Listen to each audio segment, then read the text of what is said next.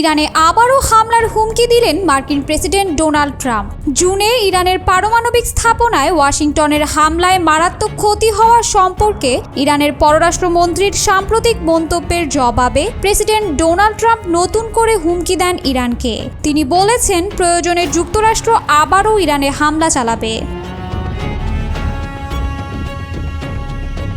সোমবার রাতে Trump truth সোশ্যালে দেওয়া এক পোস্টে উল্লেখ করেন, ইরানের পারমাণবিক স্থাপনায় মার্কিন হামলার ফলে ক্ষতি খুবই গুরুতর এবং স্থাপনা ধ্বংস হয়েছে বলে ইরানের পররাষ্ট্রমন্ত্রী আব্বাস আরাকচি বলেছেন।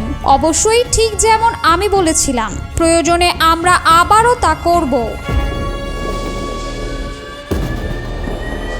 ট্রাম্প সিএনএনকে প্রাথমিক গোয়েন্দা তথ্যের ভিত্তিতে খবর প্রকাশের জন্য আক্রমণ করেন। সিএনএন এক প্রতিবেদনে দাবি করেছিল, গত মাসে মার্কিন হামলায় ইরানের পারমাণবিক কর্মসূচি সম্পূর্ণরূপে ধ্বংস হয়নি।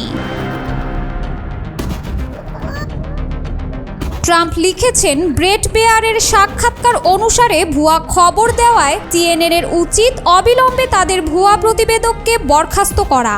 সে সঙ্গে আমার এবং ইরানের পারমাণবিক স্থাপনাগুলোকে ধ্বংস করা মহান পাইলটদের কাছে ক্ষমা চাওয়া।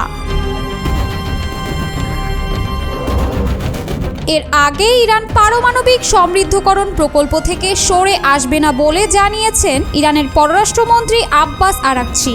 ফক্স নিউজকে দেওয়া এক সাক্ষাৎকারে তিনি ইরানের দৃঢ় সিদ্ধান্তটি জানান। মঙ্গলবার দ্য টাইমস অব ইসরায়েল সেই সাক্ষাৎকারের বরাতে সাম্প্রতিক ইসরায়েল ইরান যুদ্ধে ওয়াশিংটন ইরানের পারমাণবিক স্থাপনাগুলোতে বোমা হামলা চালিয়ে মারাত্মকভাবে ক্ষতিগ্রস্ত করে এ তথ্য আরাকচি স্বীকার করে নেন, তবে বলেন তেহরান তার পারমাণবিক সমৃদ্ধকরণ কর্মসূচি থেকে বিরত থাকতে পারে না, ইরান হাল ছেড়ে দেবে না। তিনি বলেন, সমৃদ্ধকরণ আপাতত বন্ধ করা হয়েছে কারণ ক্ষতির পরিমাণ ব্যাপক, তবে স্পষ্টতই আমরা সমৃদ্ধকরণ ত্যাগ করতে পারি না, কারণ এটি আমাদের নিজস্ব বিজ্ঞানীদের একটি অর্জন। এখন তার চেয়েও বেশি এটি জাতীয় গর্বের প্রশ্ন। এদিকে ইরান পারমাণবিক সমৃদ্ধকরণ প্রকল্প থেকে সরে আসবে না বলে জানিয়েছেন ইরানের পররাষ্ট্রমন্ত্রী আব্বাস আরাকচি। এদিকে রাশিয়ার প্রেসিডেন্ট ভ্লাদিমির পুতিন হঠাৎ করেই মস্কোয় ইরানের সর্বোচ্চ নেতা আয়াতুল্লাহ খামেনির জ্যেষ্ঠ উপদেষ্টা আলী লারিজানির সঙ্গে বৈঠক করেছেন। ক্রেমলিনের বরাতে জানানো হয়েছে, এ বৈঠকে আলোচনার মূল বিষয় ছিল ইরানের পারমাণবিক কর্মসূচি এবং মধ্যপ্রাচ্যের সাম্প্রতিক ভূরাজনৈতিক পরিস্থিতি।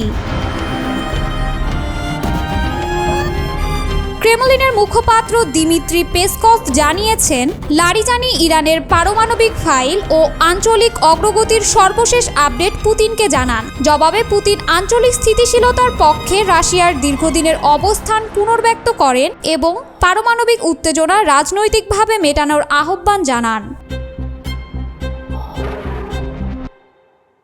সম্প্রতি কিছু আন্তর্জাতিক গণমাধ্যম দাবি করেছিল, পুতিন নাকি তেহরানকে একটি যুক্তরাষ্ট্র সমর্থিত চুক্তি গ্রহণে উৎসাহিত করেছেন, যা ইরানের ইউরেনিয়াম সমৃদ্ধকরণ সীমিত করতে চায়। তবে রাশিয়া এ দাবিকে ভিত্তিহীন বলে প্রত্যাখ্যান করেছে।